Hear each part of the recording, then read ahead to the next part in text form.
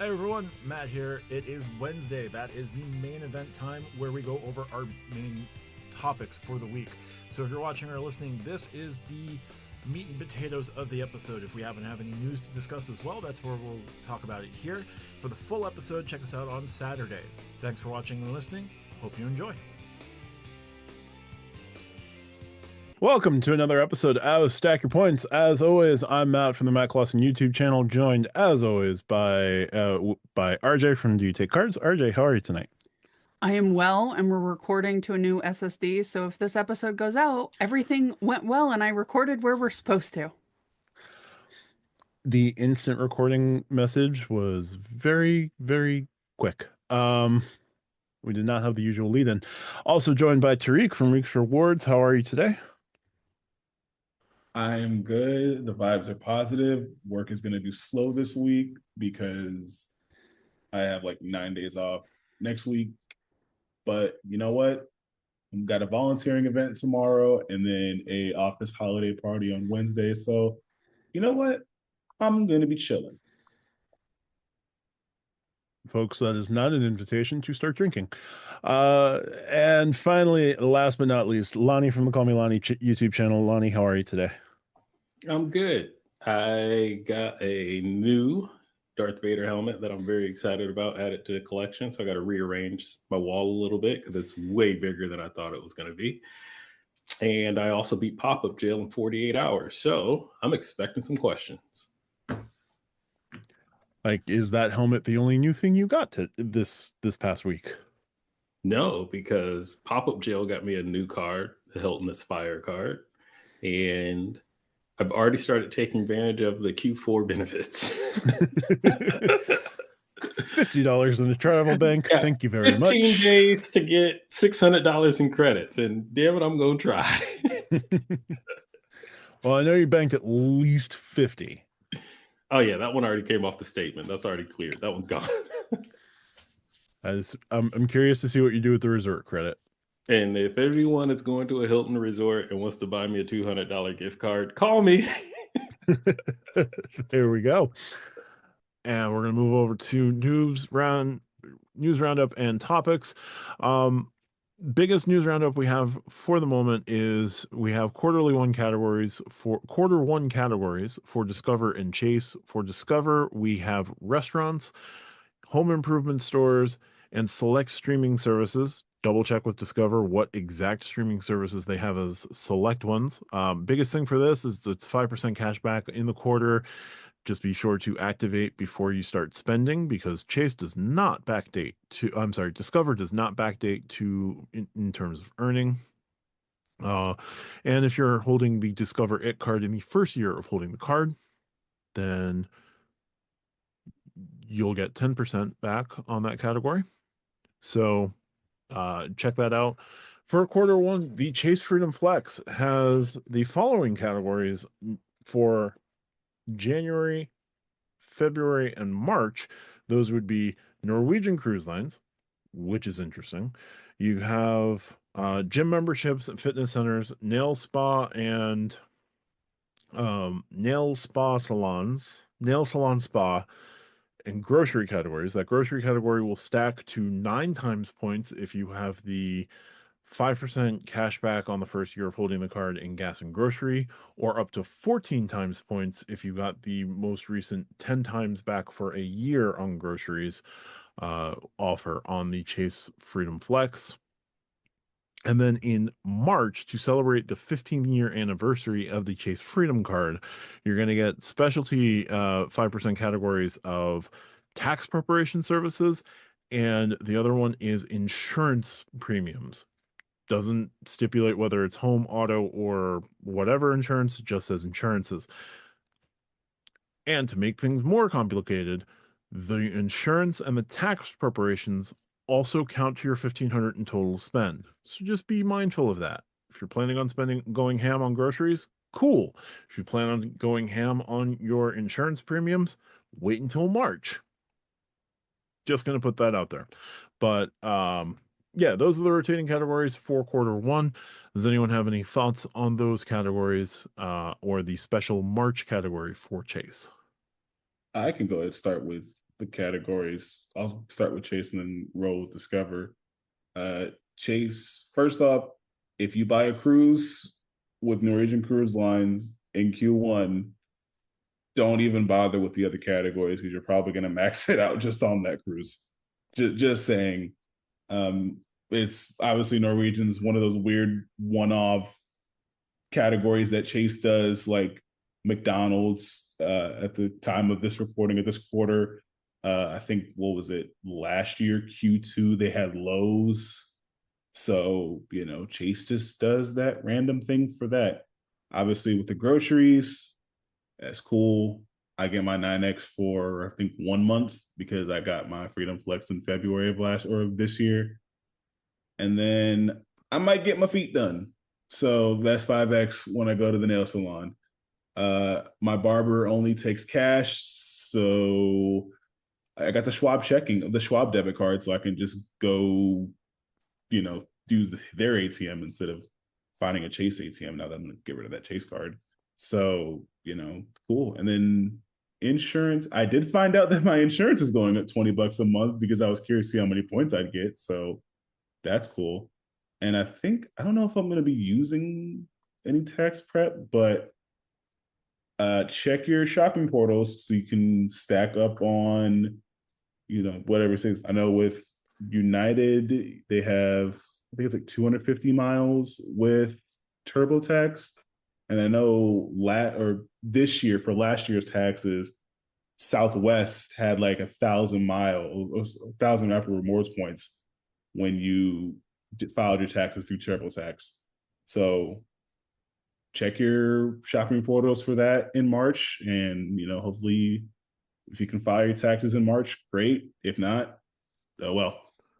And then with Discover, I guess if my girlfriend needs to go buy 2x4s at Home Depot or Lowe's, I'll just make sure she uses her Discover card because all the other categories, I think we already have covered with other cards. So that's my 2 cents on these next quarter's categories. There you go. RJ, Lani. I don't Sure, care. I'll go. Ladies Yeah. first, Lani, be nice. Where's the chivalry in this podcast, for God's sakes? Dead. You know what, Tariq? I've been really nice to you. My time Have to turn it you? on. You know what?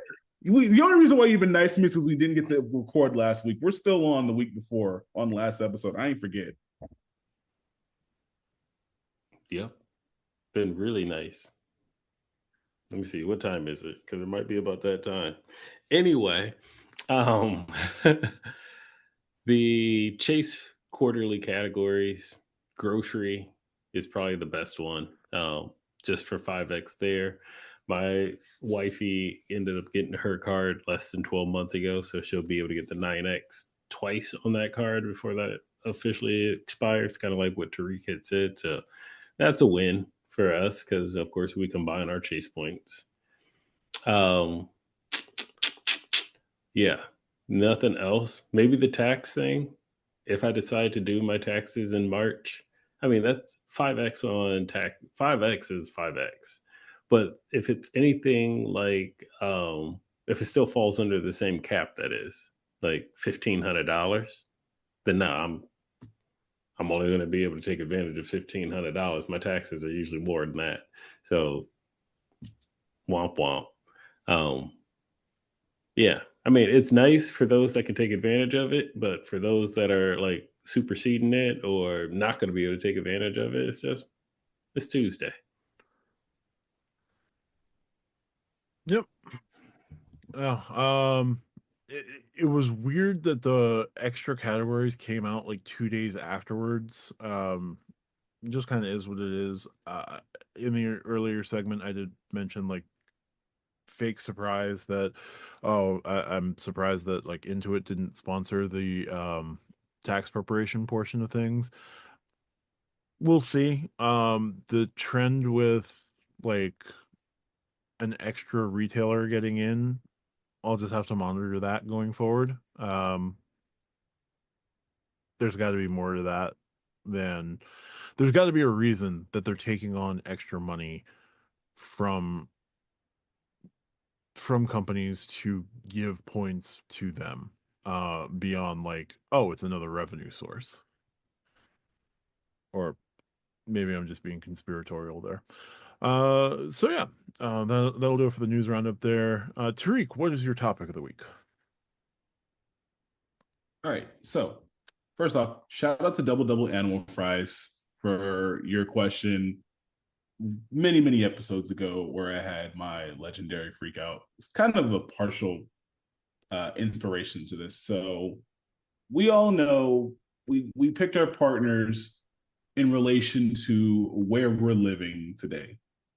So I brought up the question, if you assuming that the partners that we have are the ones that we're sticking with the exception of Matt because he's some kind of travel free agent on the airlines. If you had a choice based solely on, well, one, if you like the city, but solely on your travel strategy and how we'll maximize it, what city would you want to live in with that? Not including cost of living. We're just going to assume that you can afford to live at whatever city of your choice. So I'm going to go ahead and kick it off. For me, I'm picking DC. One, I love DC. Two, I have connections with I might have connections with the CIA, who's also a listener, so that might be good. Might be able to kick it with him. What's up, Josh? And as a United fan, even though it's all the way out in middle of nowhere in Virginia, there's still access to Dulles International Airport. It's a United hub, and also I could fly internationally. So Star Alliance out there. And also, I can put use to my Sapphire Preferred on the travel category, or in my case, the IHG Premier with the Metro as the travel category because Chase includes transit as travel. So thanks. And there's just access to a lot of heights for my one-off staycations. And I think that just for me is the vibe that I'd be going for. So Matt, actually no, RJ, I'm gonna start with you. What would be your city of choice on your strategy to make it the most for you? Purely strategy, Boston. Other factors, Providence, because it's close to Boston and cheaper. Yeah, I am a big sports fan. Boston houses all of the sports basically. You can, Foxborough versus Boston, it's the same area. Um, so yeah, it would help because I wouldn't necessarily have to go out for the sports. The sports would come to me, which would be very helpful. Because I could go watch more sports and do less traveling necessarily to have to watch it, which would mean the trips I go on would be more, fun because I wouldn't have to necessarily go. I could stay and see sports. Um, there's a Hilton there that I quite love in the Back Bay area. It's very close to a Dunkin' Donuts, which is something I check when I book hotels in the Northeast area of the country. Um, it's I'm being honest. It's also a I, Delta hub, which is something that for me personally is something that I look for, obviously, as we have talked about before.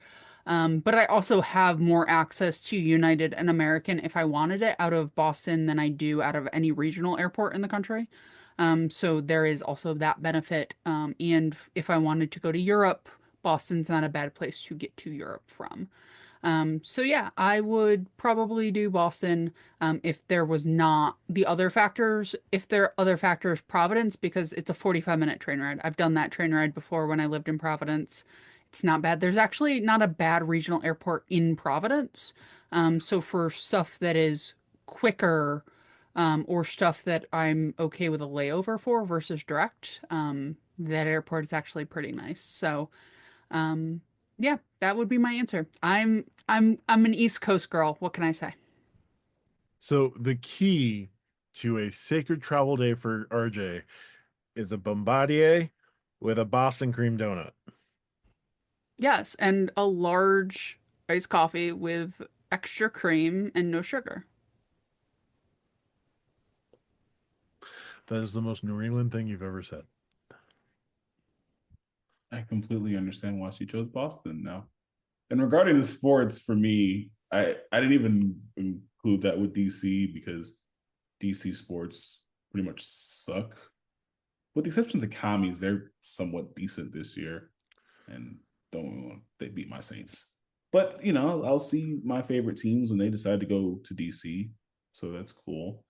Matt, I know you're closer to the New York City area. If I don't remember, I'm tired today, y'all. I'm sorry. So I don't know if what would be your city of choice if you're not just staying put? Okay, so we it was mentioned in the pre-show, and one thing I can do, I'm sort of going to give myself away a little bit, and I'm going to try to speak as vaguely as I can. I live in Westchester County, New York. I would move from northern Westchester to southern Westchester if I want to keep JFK and LaGuardia as the main airports that I want to fly out of. If I were to decide that that's silly and I want to just be Mr. United Stan, I would move over to New Jersey and get myself as close to New York as possible without, selling what's left of my soul. Um, I currently am in a pretty good place for travel. It's like an hour and 15 for me to get to JFK if traffic's really bad. If it's worse, it's like 2.5 hours. So that's the only real downside to travel with JFK. Um, I like where I am in terms of my current travel strategy because I have a lot of flexibility. I have a lot of ability to kind of pick and choose where I want to go. JetBlue's out of JFK. I got United over at Newark. Nobody really likes going to Jersey, but you'll do it if you have to. I've got LaGuardia for domestic flights. The travel world is kind of my oyster. Oh, and I can go into New York City. I can take the train I can just take Amtrak. I don't live too far away from an Amtrak station. I can always just go Amtrak straight down to Penn Station and sell on my way all over creation. So, I have lots of options. I like lots of options. The only thing I would do would just make my trip across the bridge a little bit quicker without having to traverse Westchester County. Um, so I like where I am. Maybe I'd move a little bit closer to the airports. Nice, nice. I rock with that. All right, Lonnie, I'm going with you last because I think my question to you is based on my question, are you just going to go back home? Yep. Headed right back to Chicago. And if I wasn't going to be there, based on age, time of life, if things were different, maybe back to Manhattan, which I consider my second home. Um, and I would still be in the same boat because EWR is a hop, skip, and a jump away. But no, easy peasy, short answer. Chicago's where it's at, and I'd be right back over there. If you went to Manhattan, you could use your Bill helicopter rides. That one that I get a year. Actually, I would pay for that. I've said it before. It was that cool. It was that fun. I would actually pay for that. But it's that one helicopter ride or the couple that I would end up paying for is not going to be the best skyline in this country. And that's in good old fashioned Chicago.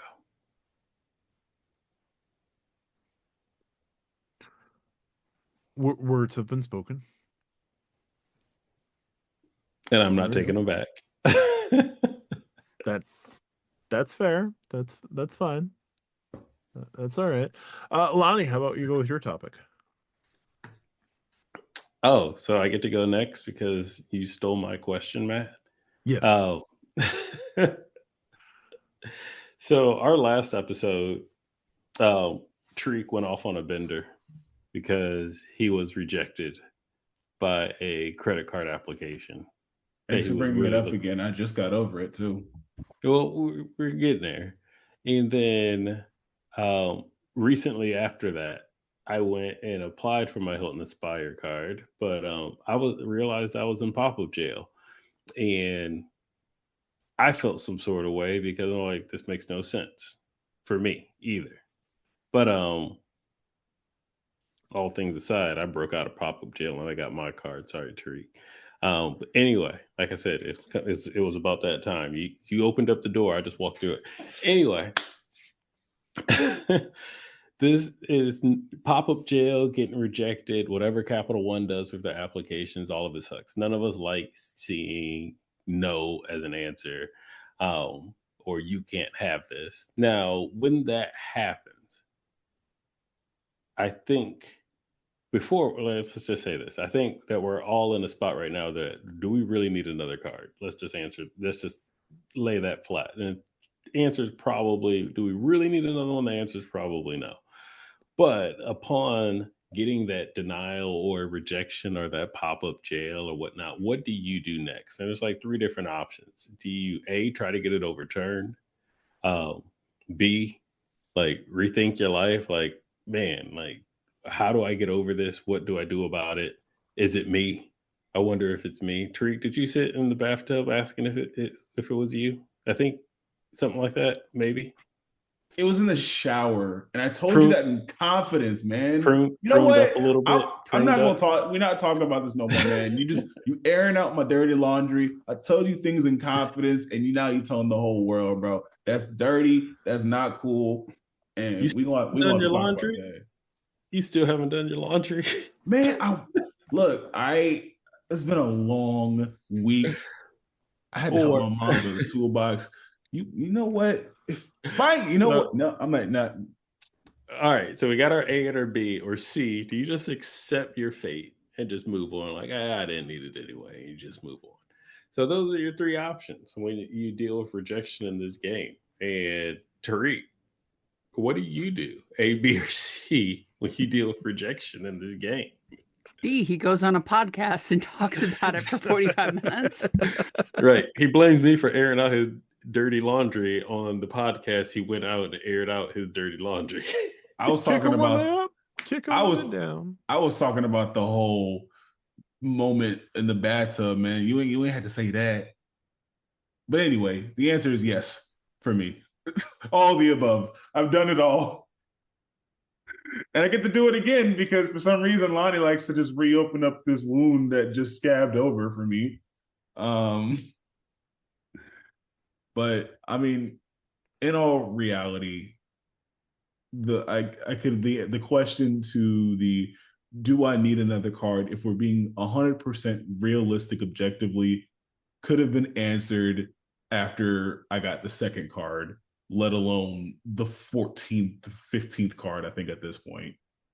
Like, if you want to build your credit, you only really need one card. We just gone overboard with the strategy trying to maximize. We don't need all the cards. We just want them. Yeah, that was my first denial in 2 years. Yes, I was salty about it. Yes, I was bitter. Yes, I went through the 5 stages of grief. Yes, I still want the card. Yes, I might ask my girlfriend to go get the card so she can work on the sign-up bonus. But, at the end of the day, it is what it is. I probably taken too much money from Chase anyway, so they're looking at me like, you're not getting the next card. And you know what? I get it. I haven't paid them a cent in interest, nor do I plan on paying them any interest. So, it's cool. All jokes aside, I've pretty much gotten over it.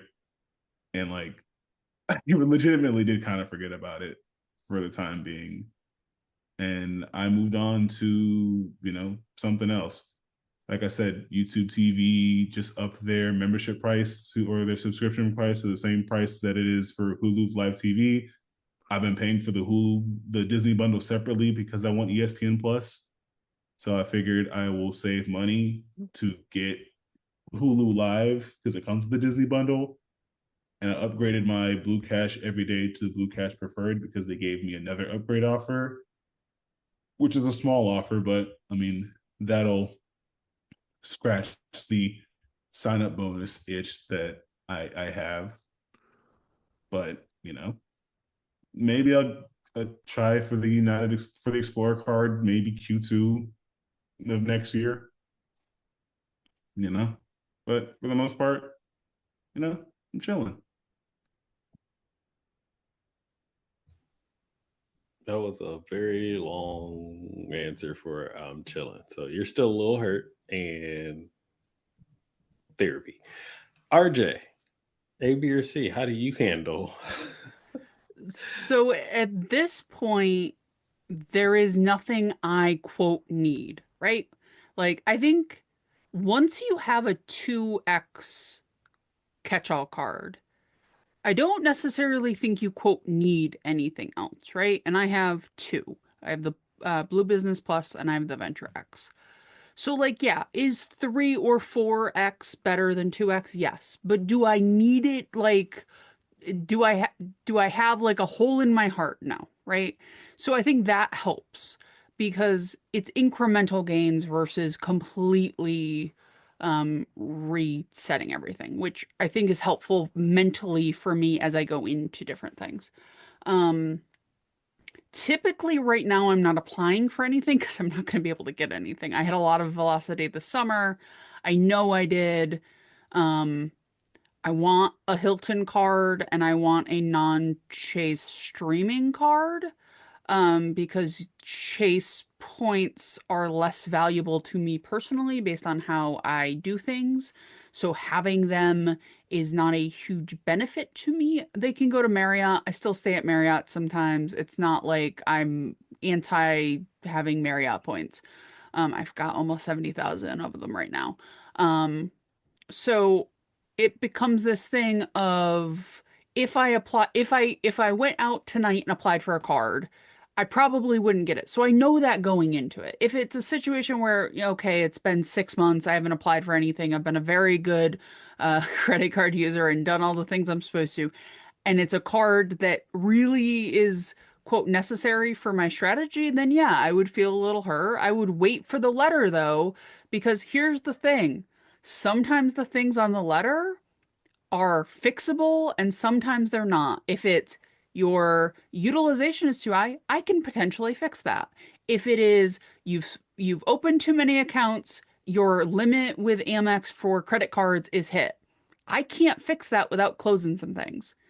Like maybe I can fix it soon. Maybe I gotta wait 3 months for things to hit a year before I can do anything. So you have to look at the letter because that's going to tell you if it's fixable. So I don't just auto call and be like, hey, why? I get the letter and then I sort of process. But I think having the 2x makes this a lot less like because most things are 3x, right? Like if we go up two things, they are 3x, which is a lot different 1x versus 3x, 2x versus 3x. It's a lot. It's only that 1x, but man, that 1x can really make a difference mentally.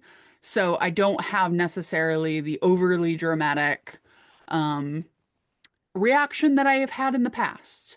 In the past, before I got really into credit cards, I would be mad, and now I'm just like, okay, that makes sense. I've opened, whatever number of cards in the last 12 months. Yeah, they're gonna reject me. Obviously. I would have been more surprised if I'm more surprised when Choice gave me a card with Wells Fargo than just about anything because I didn't think they were gonna do it. And they did. So I'm on the opposite end of the spectrum now. Somebody gives me a credit card that's like one I want and is a good card. I'm like, great, thank you. I'll pay my bill, I promise. Like, so I'm good at this point. Yep. Fully understand that. I would say just walk away, but then I'd be a hypocrite. Matt. So for me, my last major rejection was the Chasing Cash in December of 2023. And I tried calling, I tried pleading my case, I tried doing all this, and they were just like, well, given what you've told us on this application, like we don't see why you should get more credit right now. I was like, okay, that makes sense. That sucks, but whatever. So I shot my shot.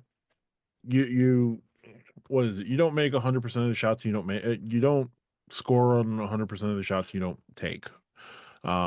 butchering the Wayne Gretzky line there, or the Michael Scott version of the Wayne Gretzky line there. But anyway, I'll try to I'll make an attempt. If I don't get it, I start to either strategize to get that card, or um do seriously ask myself if it is worth getting. Now, RJ makes a lot of sense with, like, if you have a 2x everything card, you sort of, like, everything else past that becomes incremental value, unless you're getting some serious value on other things that you spend heavily on, like 3x travel or 3x dining can add up really quickly, whereas like 3x streaming is not necessarily, like, that's not as big a category as, things that you do every day.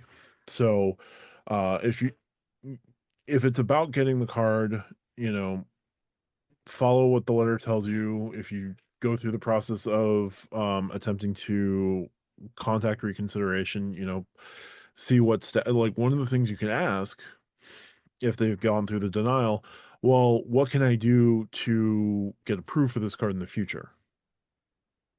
They may be able to give you some of the steps that you can take. Now, when I was last rejected for a card, it was the Chase Inc. Business Cash. It's not like, I was going after the Wells Fargo Attune, or I was going after the Wells Fargo Autograph, where it's like, hey, fix this, this, and this. Business card rejections are going to be different than personal card rejections. Just keep that in mind. Because business cards, it's going to depend on your business. It's going to depend on the longevity of your business. It's going to depend on your business revenue and all of these things. So, you got to keep that in mind. It's a long-winded way of saying, if I absolutely have to have the card for my strategy, I will attempt to, if I can get away with it, attempt to ask, if I were to reapply for this in the future, like, how long would it take? How long should I consider taking? Um, there's no wrong way to ask. Like, there's no wrong questions you can ask at that point. Like, would it take, if I reapplied in 6 months, would that help my chances? Maybe it's a 524 thing. Maybe it's a overutilization thing. Look at the letter, see what they say on reconsideration. Don't go into reconsideration, like, not blind, but, like, don't go into reconsideration thinking that you're owed anything on reconsideration. Um, because, again, the bank can choose to do what they choose to do, how and when they choose to do it. So they're not your friend. They're your business partner in this transaction of acquiring a card, and it takes two to tango. So upon denial or rejection, depending on the card, I will try to get it overturned. If I can't get it overturned, then it's a question of, like, okay, well, let me re-strategize, or think about strategies to get this card going forward. I don't have a ton of velocity, so I'm in a position where I can probably go get any card I want right now, but I'm not going to go after a card that doesn't make sense for me. So if you get rejected for something, it will give you that time to kind of reassess and ask yourself, does this card actually do the things that I need it to do? Or am I just going after it because I'm, like, fixated on one or two things? Because, I'm not somebody who does the gift card strategy with the Ink Business Cash. Like, if the gift card strategy is the only thing you're going for the Ink Business Cash, maybe pump the brakes, take a step back, and say, am I really going to spend $25,000 a year on gift cards? If you're not, maybe don't pursue it. Um, just the rejection can give you time to take that step back, reassess whether or not you need the card, whether or not, like, what strategies you can employ to get the card. And when you call reconsideration, after you get the letter, one of the things you can always ask, like a job interview, what can I do in the future to improve my chances? So, yeah, I don't think that's something I need to worry about right now, because there's not a whole lot of cards I'm going after, but keep these in mind. I'm not gonna lie, I feel a little bit attacked at the moment. Really? Just a small Good. amount. Just a small touch. Good. Not by Tariq though, but just a small amount. I don't care who it's by. I'm living vicariously through whoever's attacking you at this point.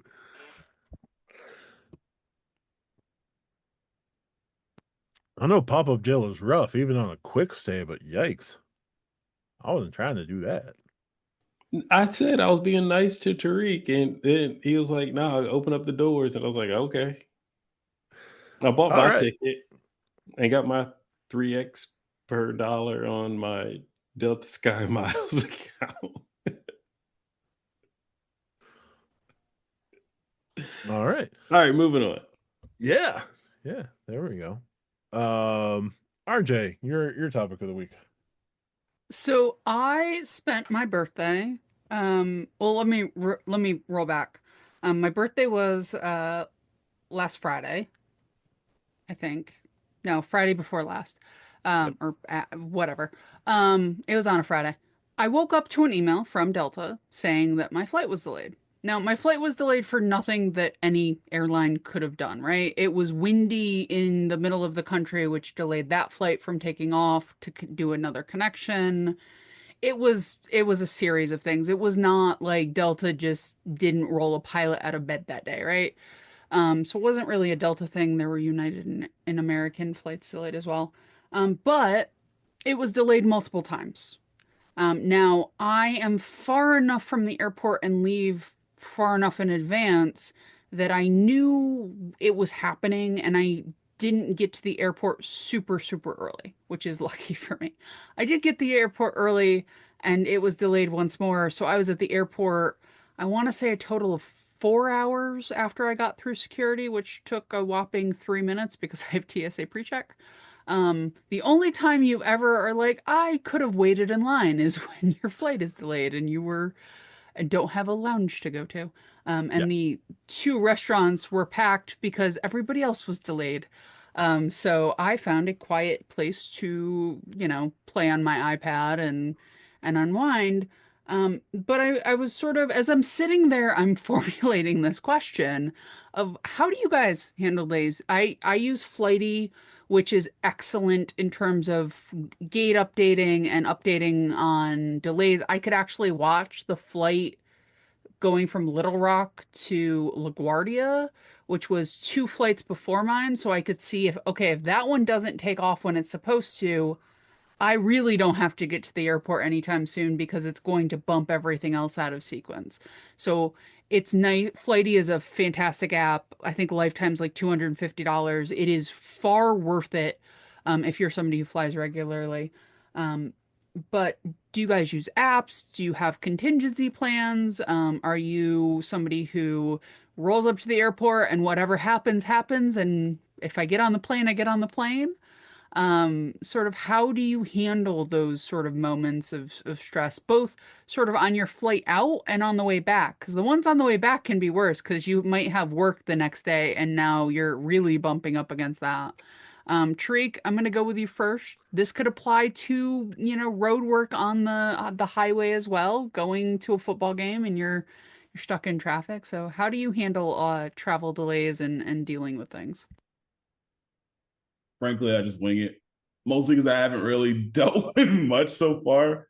So I don't know. I mean, like the little bit of delays that I had were just, oh, the Southwest flight that I was going that's coming in was just maybe like delayed by like half an hour or something. So it's like no biggie. Uh Travel, like road trips, I've gotten lucky and they've just been kind of clear traffic and everything. So it's like no issue there. And then like if in the event of like return flights, I plan on taking PTO if like on a Monday. So I have like a day off for like recovery. So I'm not too concerned.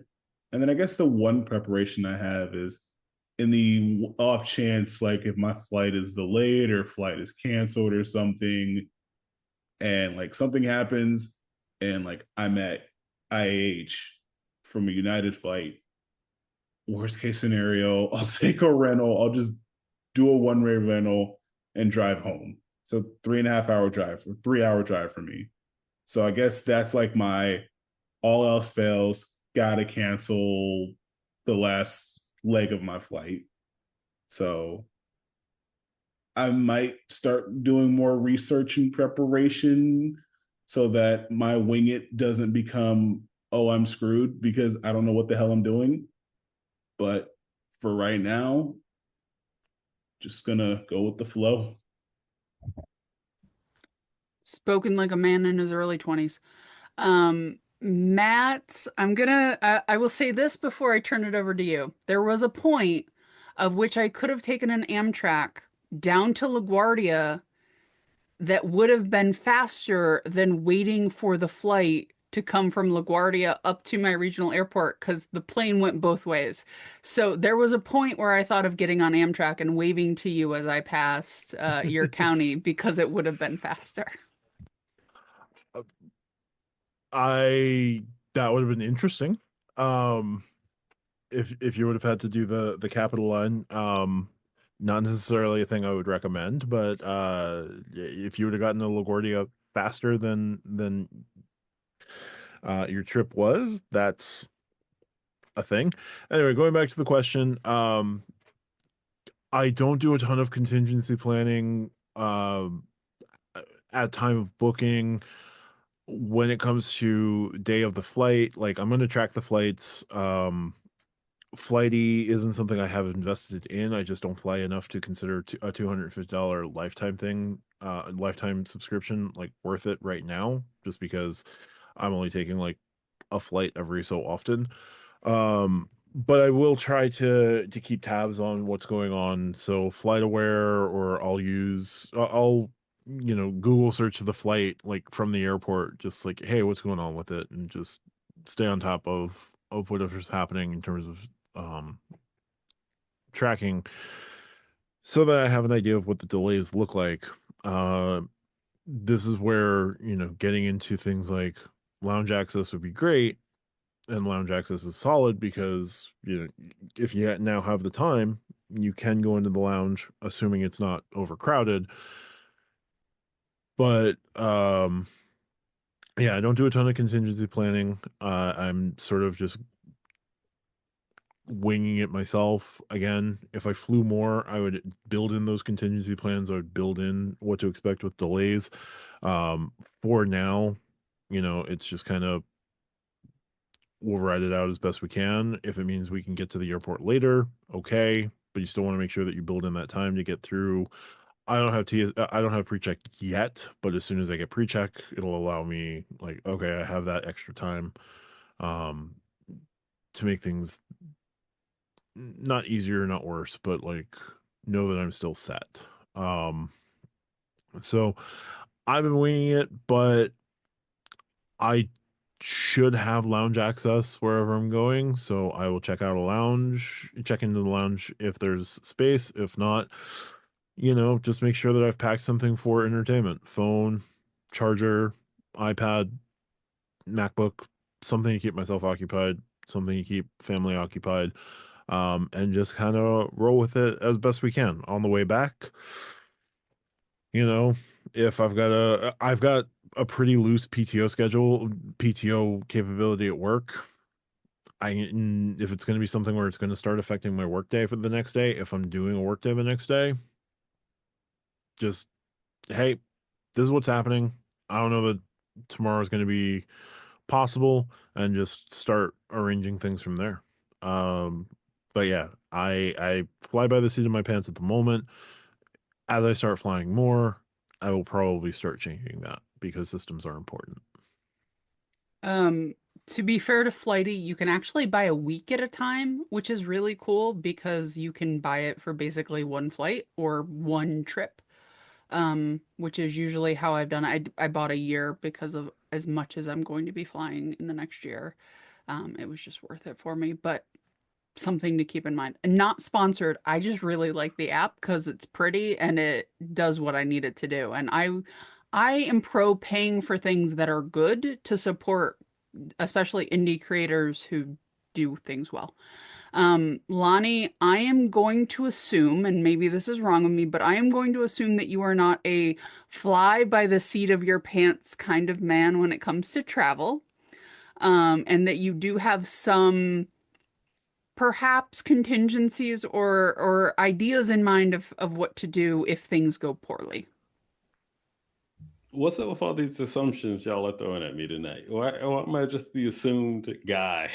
Because your travel day is as important to you as mine is to me, and I can't imagine like winging it to the level Tariq and Matt wing it. Well, I will say I wing it. I actually will probably relate more to Tariq than I would to Matt, to be completely honest. But let me explain why. So I am a very much whatever type of person in those situations. One is because I spend time around people that have severe anxiety about certain things where I need to be the cool, calm, collected person. Just so like there's a statement, there's a one of my favorite lines out there is, a person is smart, but people are stupid. So when something happens, a travel delay, a flight cancellation, a whole bunch of people don't make it better. But if you were to separate all those, just be the person and be like, oh, here's what I should do. And that's where my head instantly goes. Now, the other aspect of it is there's no point in getting upset and causing a ruckus or anything like that. Um, because it's out of my control. There's literally nothing I can do. And if I'm far away from home, like Tariq had said, if he can rent a car and drive 3 hours, sure, go for it. I've mentioned my parents live outside of Chicago, which is like a 2 hour ish drive outside of Chicago. If I want to drive to go see them, if the saying I like as of today, I'm stranded in Chicago. I don't own a roof in Chicago anymore. So I would drive to my parents. Yeah, rent a car, go, hop on a charter bus or whatever if you had to. But the thing is being calm. Now, the how would I go into your question? How would I handle it?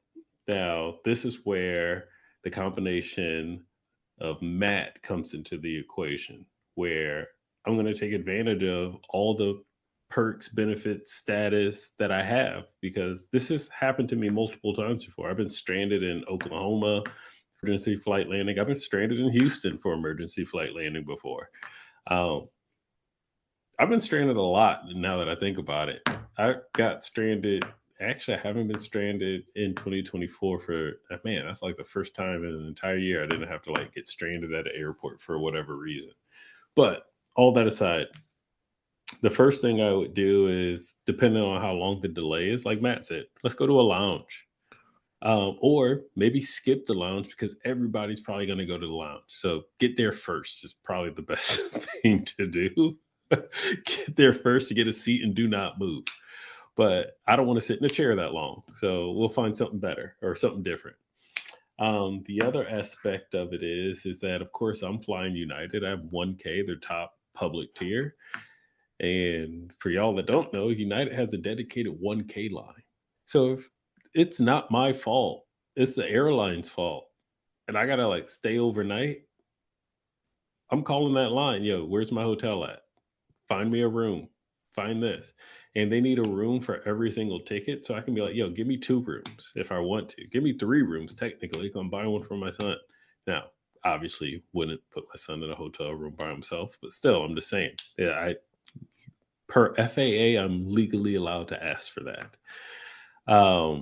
Ask for your food vouchers. If you're in a major airport and they have a food court, restaurants, anything like that, they are also supposed to get you vouchers for that as well. Also, thanks, Secretary Pete. Go get your money back. Like you get a instant cash refund now. Um, and as far as I know, like this incoming administration isn't planning on touching that yet, so please don't. But go get your money, get your food voucher, get your hotel room, and literally. But what else are you gonna do? Like, are you gonna go yell at somebody just doing their job who's also is not in their control or their fault? What honestly, what's that gonna do? It might make you feel good, but it's still not gonna do anything. So just accept for what it is, but keep a cool, calm, collected head, and you'll be just fine. In most cases, even if I didn't have my status, well, no matter what, if you status or not, the airline owes you like accommodations after a certain amount of time. They owe that to you no matter what, as long as you pay, you're a customer, period. Plain flat simple, period. They owe that to you. But they're not just going to go hand it to you if you don't go asking for it. So make sure you go at make sure you understand your rights and what you get as a consumer, and then make sure that you go get that. So get your food vouchers, get your hotels, get your refunds, whatever it happens may be. Do all of that. But other than that, just stay cool. And if let's just say all that is out of the way, maybe get your final destination and they don't have any rental cars. Well, I'm sure you got some points somewhere. Go book a hotel until tomorrow. Book another flight. I don't know. But it's not that big of a deal. The more you travel, the more risk you take of a interruption of some kind happening. Like even if you rent a car. I've rented a car and popped a tire. Okay. Well, now I'm sitting on the side of the road waiting for someone to come bring a tire or tow it or whatever, because most rental cars don't keep the spare in there. It happens. There's nothing you can do about it. So just accept what you can't control and just chill out. Okay. Yeah. This I- this is a very interesting question to me. I would like to hear from all of your player twos. That's all I'm gonna say on this question. Yeah, she'd be the one freaking out with why is the reason why I'd have to stay calm. Here's the thing. I don't freak out. It's not a freak, like I don't freak out. I just like I deal with it. Like I'm monitoring things. I'm fine.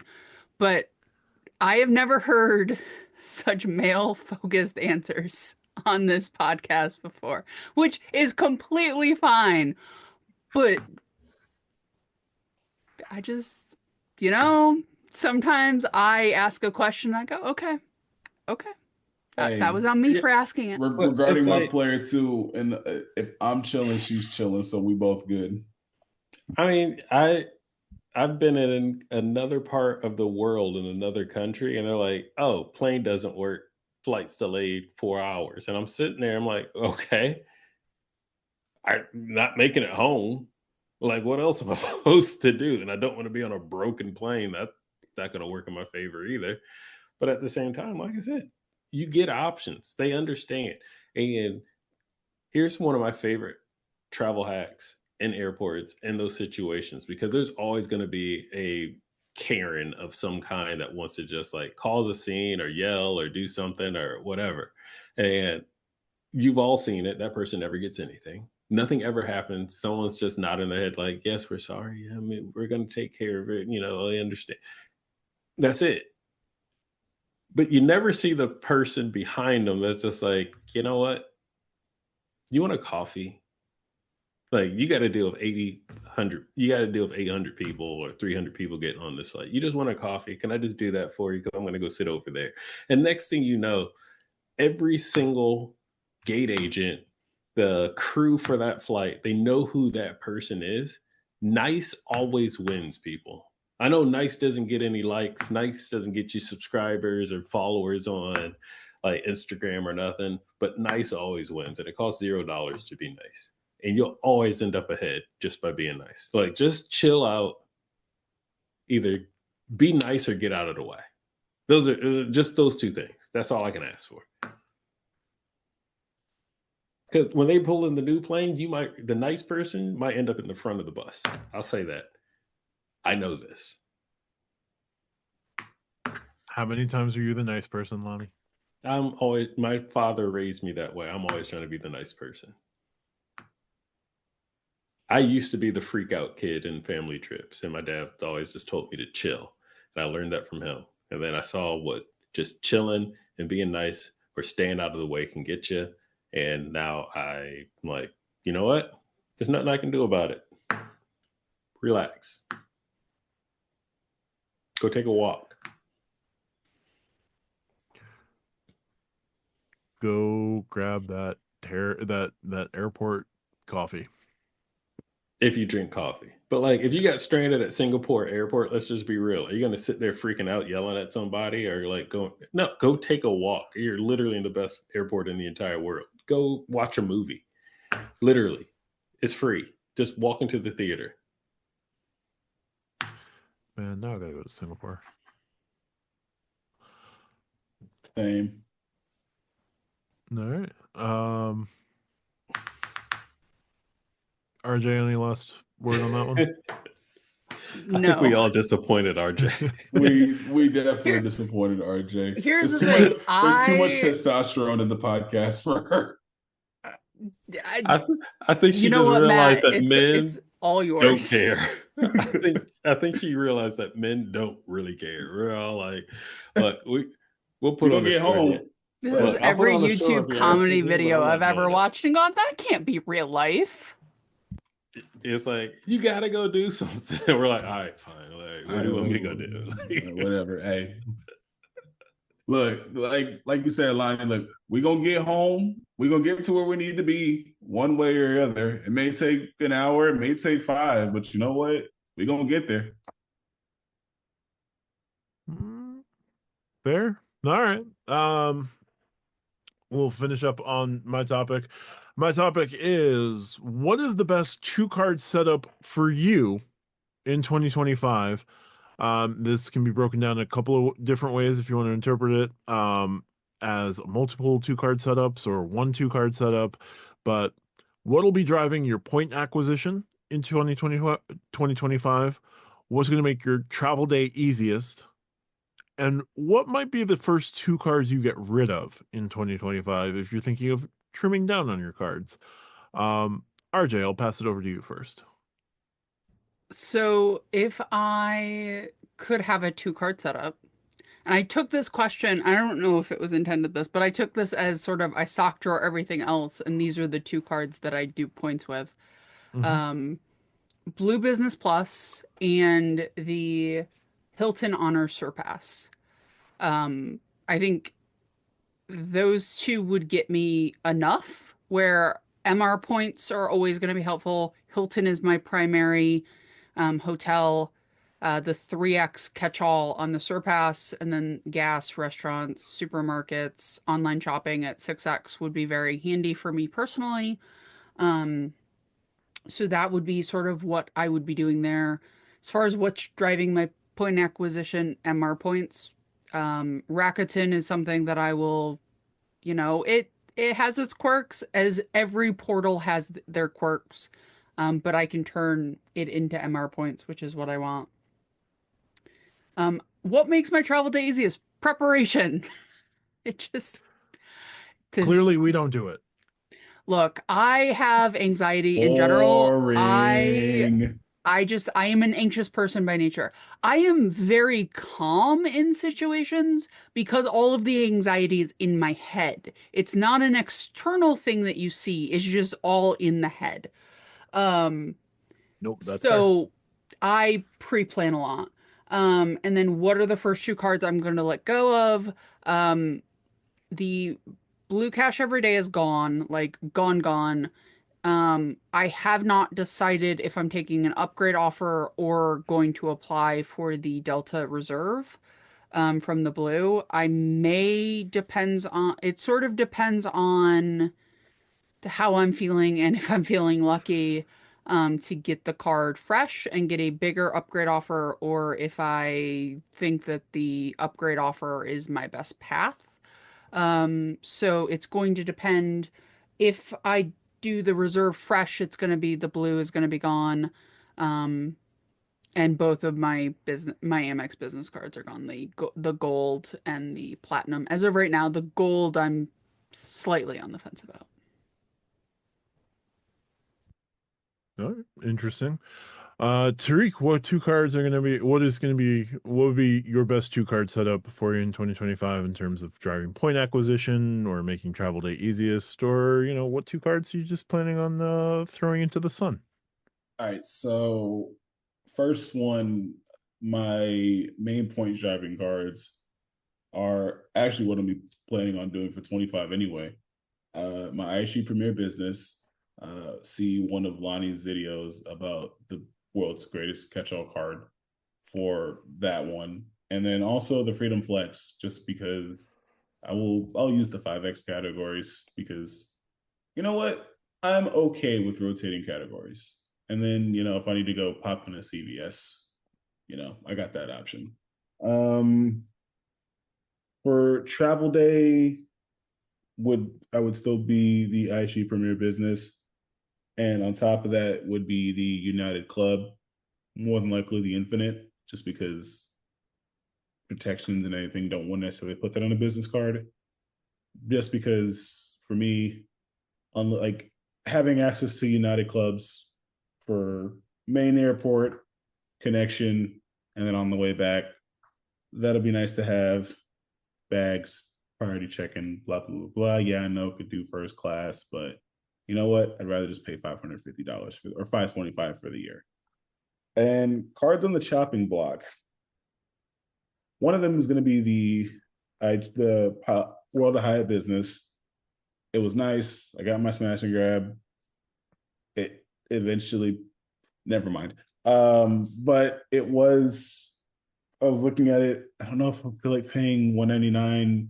Yeah, I got Discoveries for while I'm holding the card. Yeah, I got the 5 nights that hit my account because I spent over $10,000 on the card. But I mean, aside from the $50 credits, So that one's going to be gone, I think, in either September or October once that annual fee hits. And the only other card that I really thought about canceling was, or at least getting rid of, was the Blue Cash Every Day, which rewinds to Lani's topic at the podcast for my reasons for that already, which is not canceled, but I just upgraded that to the Blue Cash Preferred for reasons that I said earlier in the episode. So that's my go-to. Those are my answers, and can't wait to see how many IHG and Ultimate Rewards points are in next year. There you go. Lani, what is going to be your best 2-card setup for you in 2025 in terms of point acquisition or travel day being the easiest, or cards you'll let go of? So this is Lani Go Last and a Lani Assumption episode. Got it. I haven't gone yet. I have not Well, gone yet. It's your question. That's all Yeah. I'm saying. But anyway, Oh, the first thing I would do is a 2-card setup would be go with the United Club card instead of the Explorer card. And the reason why is because for me, I'm not traveling. I'm going to be traveling with my family way more than I'm going to be traveling solo.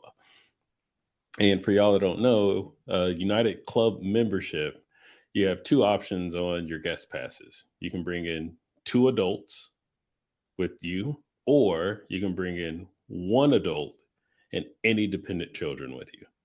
And so with 1 membership, my entire family, us as a family of 3, can get in. So versus the Explorer card where the United Club passes you don't get any guest access with them. So when it was just me and the wife, yeah, I had 2, she had 2. And if we ever needed to buy any, sure, whatever. But I always had priority pass, et cetera, or whatever else. We could go somewhere else. But now with our son, if we want to go to United, he needs a pass himself. So it's just better. And even though I have 1K, for y'all that don't know, if you have 1K status, you can actually just buy United Club status. The subscription itself for 1 year, it's like $650. But if you're 1K, you actually take $100 off. The club card is still cheaper than me paying cash that 1 year and I get all the credit card perks. So that's why that would be one of them. Now, as for the second card, and I'm going to get to your second point later, but I was going to say the IHG card as well, but I'm actually, and I'm not saying this because it's the newest card in my wallet, but it just makes so much GD sense. And that's the Hilton Aspire card would be my second one because it provides status, instant status. I'll get a free night award. Obviously Hilton points, especially the way that I point stack, I can just like transfer my change lift from Built to Hilton, like these types of things, and continue earning additional Hilton points on top of stacking as well. Of course, MPX app, I will be getting my United miles from either card, either way. But when you really stop and put everything together, if I'm not staying at a Hilton, well, I know I can book hotels with my United miles. I did it for decades. It'll still work. So, but between those two, I would get United Club Access, Global Entry, Clear. I can use my United miles for hotels. I can use Hilton for the Lux days, do the credits things. I get either credits off or get like the extra $100 in the dining and all that other stuff. I can use the Aspire card for dining. It earns more. Tag that with the United dining portal instead of the Hilton dining portal. They both have dining portals, by the way. And rental car status as well. So I have more rental car status, and of course the Hilton Aspire earns more points on rental cars than basically almost any other card out there. Now I say all that because that makes my travel day so much easier because I'm focused on status and the perks I get from status and the cars themselves. The cars are just a gateway to get to the different statuses. And then of course, if you're buying first class, you already got that kind of stuff anyway.